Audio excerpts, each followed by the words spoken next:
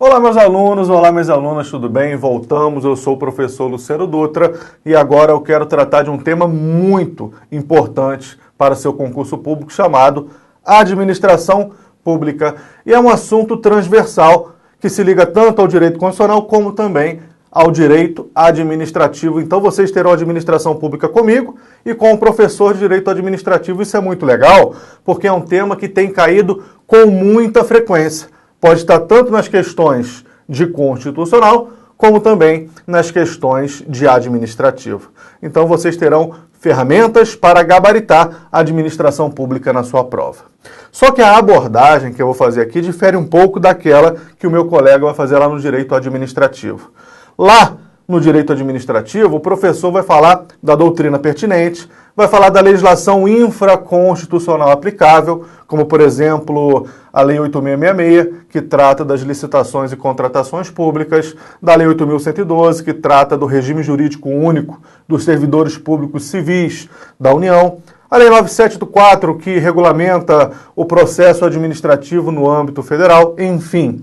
No direito administrativo, o papel do professor é falar da administração pública sob esse enfoque, falando da legislação infraconstitucional aplicável e também o que a doutrina diz sobre a administração pública. Aqui, em direito constitucional, o meu papel é traçar um perfil constitucional da administração pública. Ora, qual que é o objeto de estudo do direito constitucional?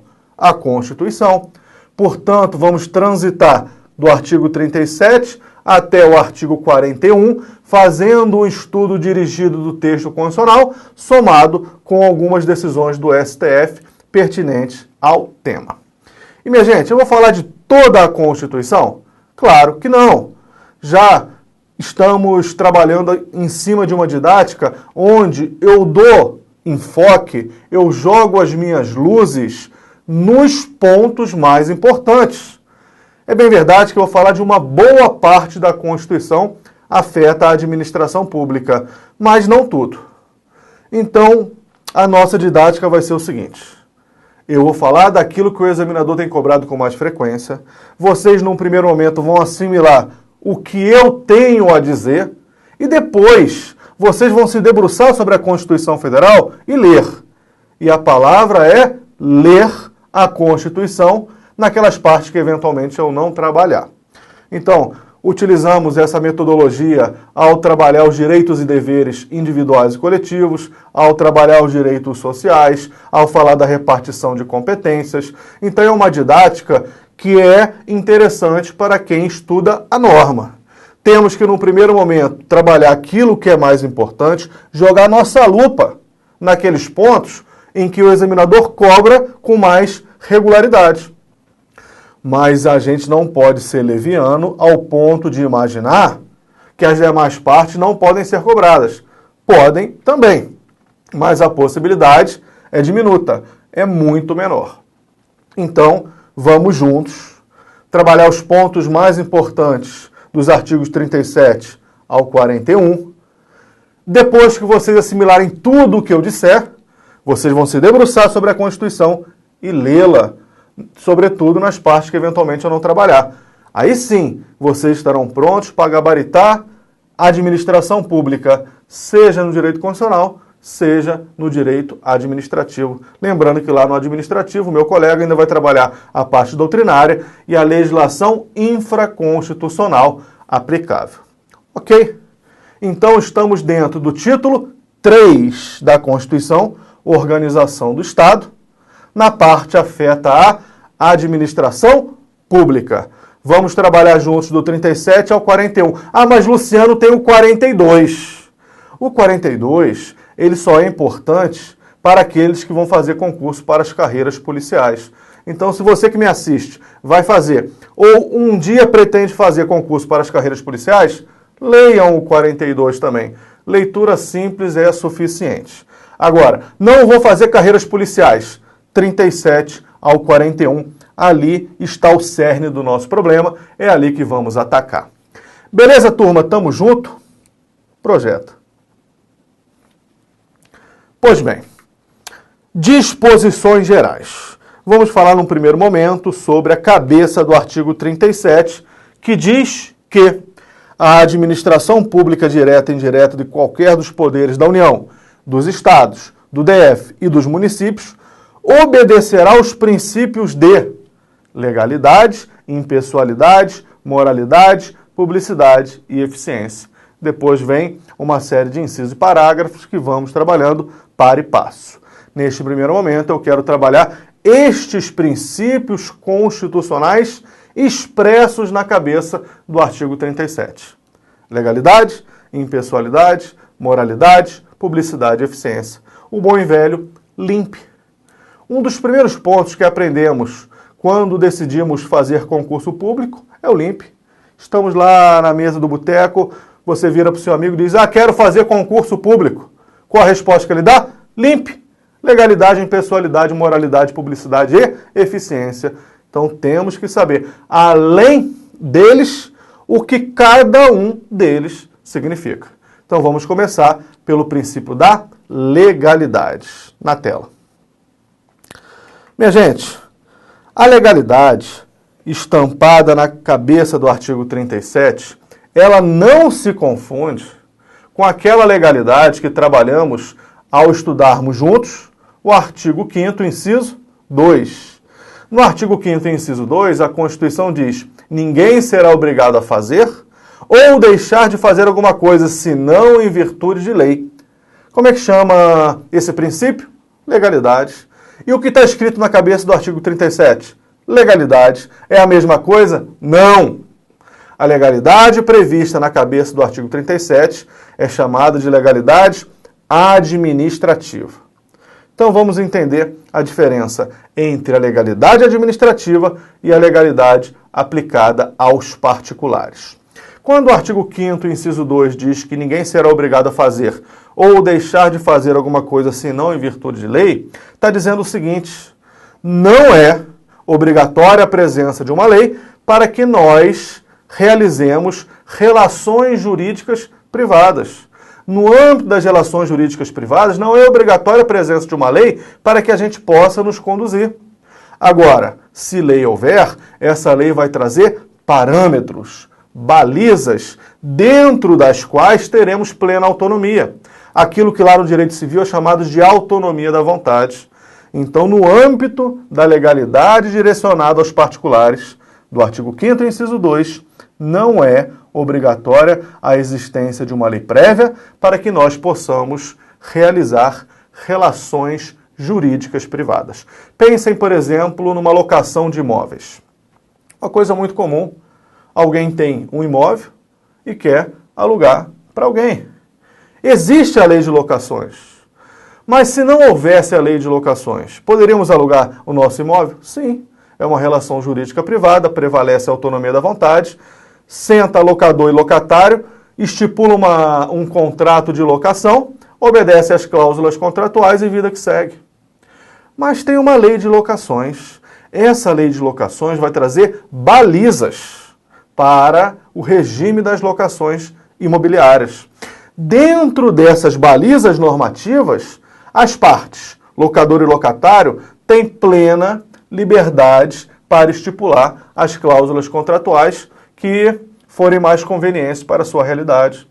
Perceberam? Essa legalidade é a legalidade para os particulares. Se não existisse a lei de locações, mesmo assim, as locações poderiam ocorrer na prática. Mas existe a lei. Essa lei traz um conjunto de normas que vão orientar essa relação jurídica privada, essa locação. Dentro dessas balizas normativas, as partes contratantes, o locador e o locatário, têm autonomia da vontade, autonomia para estipular as cláusulas contratuais mais adequadas. Agora, na legalidade administrativa, a situação é diferente. Enquanto na legalidade para os particulares não é obrigatória a presença de uma lei, no caso da legalidade administrativa que estamos estudando agora, é obrigatória a existência de uma lei prévia para que o administrador possa realizar um ato administrativo. Se não houver a lei, o administrador público não faz nada. ele se pauta de acordo com a lei. Essa é a legalidade prevista na cabeça do artigo 37. O legislador, ele estipula uma norma e essa norma vai orientar a conduta do administrador. Então, na legalidade administrativa, é obrigatória a presença de uma lei prévia para que o administrador realize uma conduta administrativa. Se a lei autoriza uma conduta, esse administrador vai realizar aquilo que lá no direito administrativo chamamos de ato discricionário. A lei, ela sempre vai regulamentar competência, forma, finalidade, mas o mérito do ato administrativo consubstanciado no seu motivo e objeto vai depender da norma. A norma, se ela regulamentar o motivo e o objeto, disse que esse ato é vinculado, devendo o administrador realizar o ato nos estritos termos da lei, que determinou uma conduta e estipulou todos os elementos do ato administrativo. Agora, a lei, ela pode deixar em aberto aquilo que se chama de mérito do ato administrativo, o motivo e o objeto. Se ela deixa em aberto, o administrador vai realizar o chamado ato discricionário. Agora, independentemente desta dicotomia entre ato discricionário e ato vinculado, independentemente dessa divisão, para que o administrador público possa realizar uma tarefa administrativa, uma conduta administrativa, um ato administrativo, ele tem que observar uma lei prévia. Que princípio é esse? Legalidade administrativa. E é isso que eu trago para o slide. A legalidade direcionada aos particulares, ela significa que não é necessária a lei prévia para que os particulares realizem atos jurídicos, relações jurídicas. Na legalidade privada, é lícito fazer tudo o que a lei não proíba. Vai prevalecer a chamada autonomia da vontade. É aquilo que está no artigo 5º, inciso 2, que determina que ninguém será obrigado a fazer ou deixar de fazer alguma coisa, senão em virtude de lei. Agora, na cabeça do artigo 37, é estabelecida a legalidade administrativa, uma legalidade direcionada à administração pública. Nesse caso, é necessário uma lei que imponha um ato, nesse caso o administrador realiza o chamado ato vinculado, ou ao menos autorize a realização de um ato administrativo, situação que ele comete, um ato discricionário. É necessária a lei prévia para que o administrador possa se conduzir perante a administração pública. Eu creio que tenha ficado claro essa dicotomia entre a legalidade privada do artigo 5º, inciso 2, para a legalidade administrativa do 37 caput. Ok? Na sequência, impessoalidade. A impessoalidade, minha gente, ela pode ser observada sob dois prismas. Uma impessoalidade voltada para o administrado e também uma impessoalidade voltada para o administrador. Então, falou no princípio da impessoalidade, temos que lembrar dessas duas vertentes. Começando pela legalidade para os administrados. No caso da impessoalidade, comecemos pela impessoalidade direcionada aos administrados. No caso da impessoalidade voltada para os administrados, a Constituição, quando pensa nisso, ela proíbe discriminações, porque, na verdade, nesse ponto, a impessoalidade ela vai se igualar à igualdade. A igualdade perante a lei. Todos são iguais perante a lei. Então, essa igualdade formal perante a lei é sinônimo de impessoalidade para os administrados, significando dizer que a administração pública não pode tratar um segmento da coletividade com privilégios, com distorções, com discriminações. Não pode. A administração pública tem que olhar a todos indistintamente. Esse comando que determina que a administração pública observe a todos de maneira igual é decorrência de qual princípio do artigo 37? Impessoalidade. Impessoalidade voltada, direcionada para os administrados. E como decorrência dessa impessoalidade para os administrados, temos lá no artigo 37, inciso 2, a exigência de prévia aprovação em concurso público para investidura em cargo e emprego público. Para isso que estamos aqui. Estamos todos no mesmo barco. Que princípio é esse? Impessoalidade. Não pode a administração pública selecionar quem ela quer que ocupe o cargo público, porque ela estaria tratando aquela pessoa com privilégio. Isso fere qual princípio? Impessoalidade. Para ocupar cargos e empregos públicos na administração pública, tem que passar previamente em um concurso público. É bem verdade que lá no 37, inciso 2, como veremos daqui a pouco, tem a ressalva dos cargos em comissão. A própria Constituição diz que para provimento em cargo em comissão não precisa de prévia aprovação em concurso público. Mas ressalvados os cargos em comissão, a regra é impessoalidade. Só vai ocupar cargo ou emprego na administração pública quem for previamente aprovado num concurso público de provas ou de provas e títulos. Princípio da impessoalidade direcionada para os administrados. Outra decorrência da impessoalidade voltada para os administrados é a súmula vinculante 13. A súmula vinculante 13, chamada por aí de súmula do nepotismo, vai proibir que a autoridade nomeante nomeie para cargos em comissão, para funções de confianças, cônjuges, parentes, até que grau? Terceiro grau. Parentes até terceiro grau e o cônjuge da autoridade nomeante não pode ocupar cargo em comissão ou função de confiança a ela subordinada. Inclusive, é vedado designações recíprocas, diz a súmula vinculante 13. Imaginem, eu sou desembargador, o meu colega é desembargador.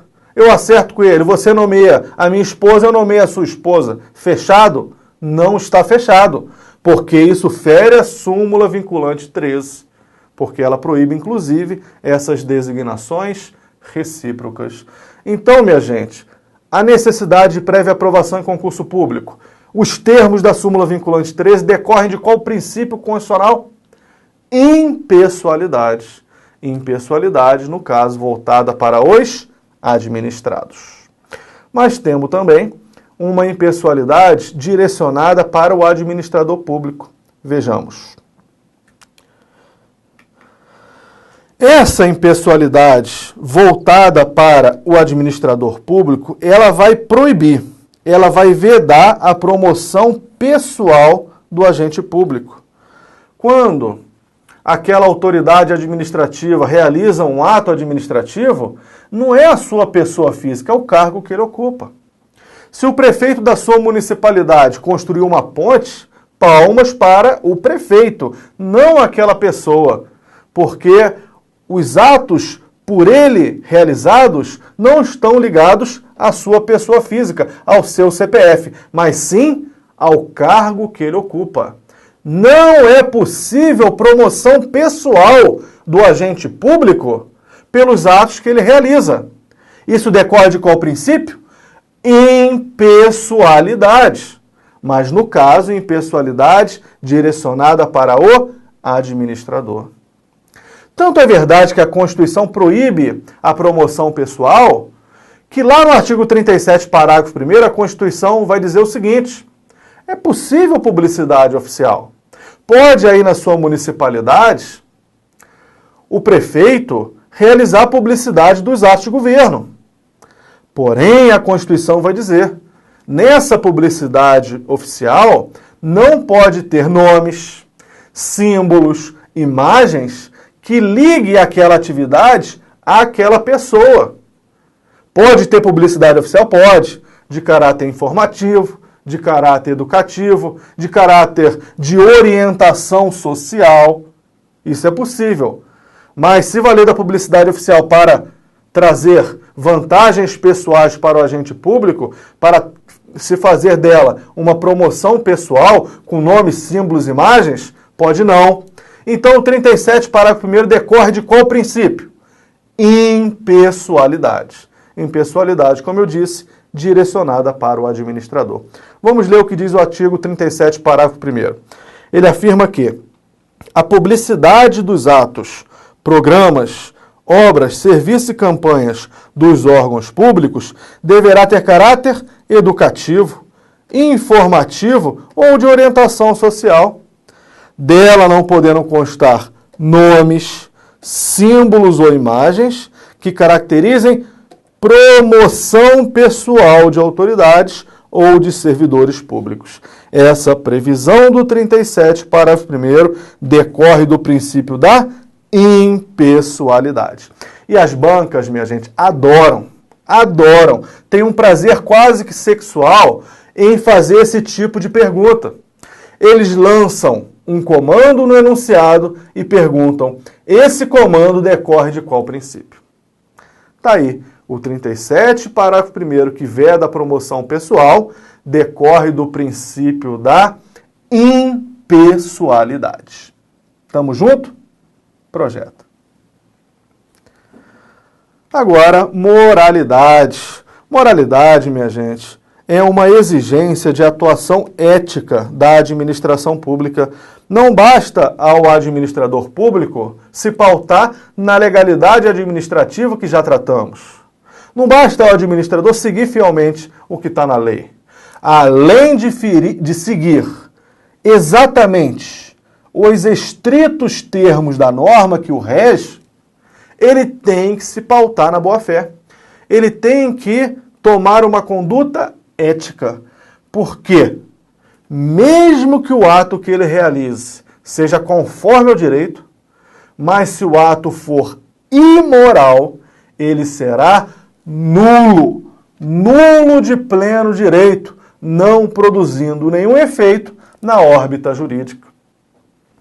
Ah, mas me dê um exemplo, Luciano. Sim, a nossa história política recente me permite. O presidente da República escolheu para ministra do Trabalho uma mulher que tem problemas na justiça trabalhista. Essa escolha desta deputada federal para ser ministra do Trabalho atende ao princípio da legalidade administrativa? Sim. Se vocês abrirem a Constituição lá no artigo 87, vocês vão perceber que a Constituição exige para a escolha do cargo de ministro de Estado 2 requisitos: brasileiros com mais de 21 anos e no pleno gozo dos direitos políticos. Então, no caso, era uma brasileira com mais de 21 anos e estava no pleno gozo dos direitos políticos. Tanto é que está no cargo de deputada federal. Portanto, não se tem dúvida que está no pleno gozo dos direitos políticos. Portanto, cumpriu os requisitos da norma para a sua escolha para a ministra do Trabalho. Então, o ato atende à legalidade administrativa plenamente. Mas o ato é moral, atende esse padrão da boa-fé, essa conduta pautada na boa-fé objetiva que orienta todo o administrador público? Entendeu o judiciário que não. Tanto entendeu o judiciário que não, que proibiu a posse dessa deputada federal para o cargo de ministra do Trabalho. Está aí um exemplo da nossa política, um exemplo recente que todo mundo, tenho certeza, acompanhou pelas mídias, de um ato administrativo que é legal, porém entendeu o judiciário que é imoral. Se é imoral, é nulo de pleno direito, não podendo produzir nenhum efeito na órbita jurídica. E turma, a nossa Constituição, ela está tão atenta à moralidade que, além de trazer a moralidade administrativa como um princípio expresso na cabeça do artigo 37, falou da moralidade em mais 4 passagens. Vamos ver quais são. Primeira delas, a improbidade administrativa. Vocês estudam lá no direito administrativo a improbidade sob o enfoque da Lei 8429 de 1992. Aqui em Constitucional nos basta conhecer o artigo 37, parágrafo 4º, para quem?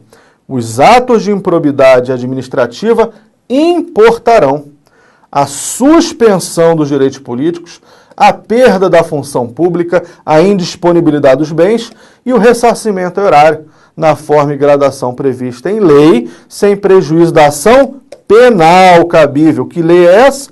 A Lei 8429 que citamos. Então, como é que a improbidade administrativa cai em constitucional? Cobrando as sanções aplicáveis. Então, se um agente público se porta de maneira imoral, ele vai estar cometendo um ato de improbidade administrativa, capturado na Lei 8429 de 1992. A lei é lá do direito administrativo. Aqui, temos que saber quais as sanções que são aplicáveis à luz do artigo 37, parágrafo 4º. E são 4. Suspensão dos direitos políticos, perda da função pública, indisponibilidade dos bens e ressarcimento erário na forma e gradação prevista em lei, sem prejuízo da ação penal cabível. Turma, cuidado. A perda é da função pública. No caso dos direitos políticos, estamos falando de suspensão dos direitos políticos. E quando trabalhamos direitos políticos com vocês, falamos lá do artigo 15. Lá no artigo 15, a Constituição proíbe a cassação e autoriza a privação, sob a hipótese de perda ou suspensão. E ao trabalhar esse artigo 15, eu disse, se comete um ato de improbidade previsto no artigo 37, parágrafo 4º, a consequência é a suspensão dos direitos políticos, porque é dito claramente no 37, parágrafo 4º. Beleza? Aí na sua prova vem o examinador e diz, cometer improbidade, perda dos direitos políticos.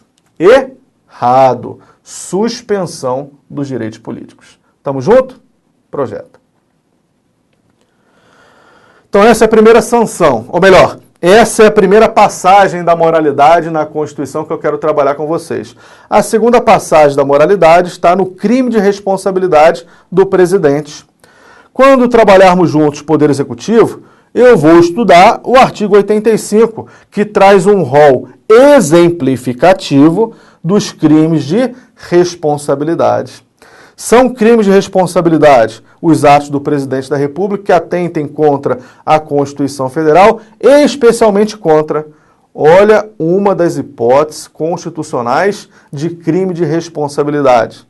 Um ato que atenta contra probidade na administração. Se o presidente atentar contra a probidade na administração, ele vai estar ofendendo a moralidade administrativa.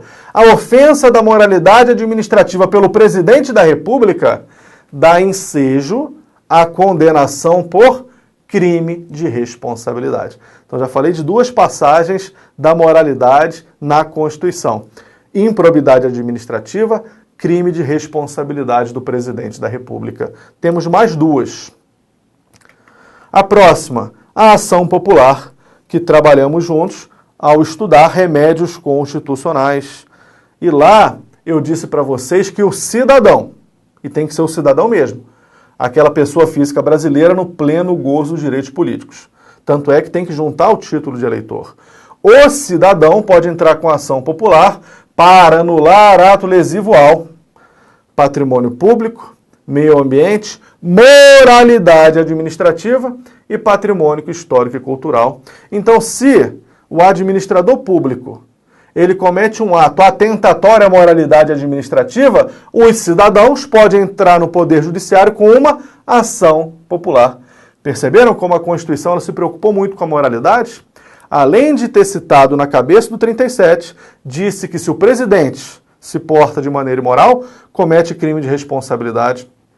Se um gestor público comete um ato imoral, ele pode ser condenado por improbidade administrativa, ele pode ser réu numa ação de uma ação popular. E ainda, minha gente, temos um reflexo lá nos direitos políticos, onde a própria Constituição permite que ele se torne inelegível. É o que está no artigo 14, parágrafo 9º, que diz: lei complementar estabelecerá outros casos de inelegibilidade e os prazos de sua cessação, a fim de proteger a probidade administrativa, a moralidade para o exercício do mandato, considerada a vida pregressa do candidato e a normalidade e legitimidade das eleições contra a influência do poder econômico ou abuso do exercício de função, cargo ou emprego na administração direta ou indireta. A Constituição deu ou não deu uma atenção muito especial à moralidade administrativa? Deu. Previu na cabeça do 37, dizendo: administrador público, não basta você respeitar o direito posto, respeitar as normas existentes, acatar a legalidade administrativa, não basta. Além disso, você tem que se portar de maneira moral, segundo um padrão de boa-fé objetiva, uma postura ética. Porque se você ofender a moralidade administrativa, você pode ser condenado por improbidade administrativa. Se for o presidente, pode ser condenado por crime de responsabilidade, pode se tornar réu numa ação popular e pode ficar inelegível, não podendo, portanto, concorrer a outros pleitos eleitorais. Beleza, minha gente? Estudamos na profundidade máxima a moralidade administrativa. Não posso passar para o próximo princípio porque o tempo esgotou. Encerra esse bloco, mas nos vemos logo logo no próximo bloco.